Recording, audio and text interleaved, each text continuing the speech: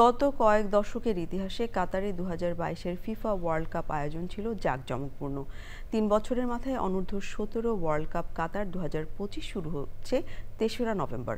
মধ্যপ্রাচ্য প্রতিনিধি মেহেদী হাসানের রিপোর্ট।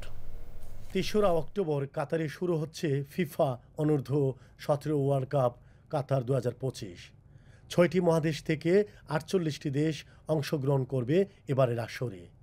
কাতারের বিভিন্ন স্টেডিয়ামে প্রথম দিন স্বাগতিক দেশ কাতার সহ 16 দল খেলায় অংশ নেবে। উদ্বোধনের দিন স্বাগতিক কাতার খেলবে ইটালির বিপক্ষে। 2022-এর FIFA World Cup champion Argentina বেলজিয়ামের বিপক্ষে। কাতারে প্রায় 4.5 লাখ প্রবাসী বাংলাদেশি ফিফা ওয়ার্ল্ড কাপের মতো এবারও অপেক্ষা করছেন ফিফা অনূর্ধ্ব-17 ওয়ার্ল্ড কাপ 2025-এর খেলাগুলো দেখার জন্য। আমরা বাংলাদেশি হিসাবে যারা এখানে আছি প্রায় 4.5 লাখ প্রবাসী, সবাই আমরা মাঠে বসে খেলা দেখতে পারবো, খেলা উপভোগ করতে পারবো। এর থেকে আনন্দের বিষয় আমাদের আর কোনো কিছুই হয় না। অনূর্ধ্ব-17 বিশ্বকাপে কাতার খেলবে, আমার প্রিয় দল কাতার খেলবে ইটালির বিরুদ্ধে 6টা 45 মিনিটে। বাঙালি কমিউনিটির যারা আছেন ইনশাল্লাহ মাঠে গিয়ে খেলা উপভোগ করবেন।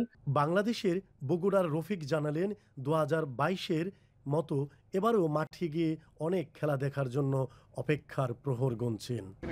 খেলা দেখি, আবার আমাকে কোম্পানির থেকে খেলা দেখার জন্য গাড়ি দিয়ে নিয়ে যায় এবং আমাদের এই মাঠটা যখন কমপ্লিট হচ্ছে এই মাঠটা তখন প্রথম উদ্বোধন করা হচ্ছে আমাদের দেওয়া যে মাঠটা ঠিক আছে কিনা বা দর্শক হলে মাঠের কোনো সমস্যা হয় কিনা এটা করার জন্য আমাদের নিয়ে গেছে।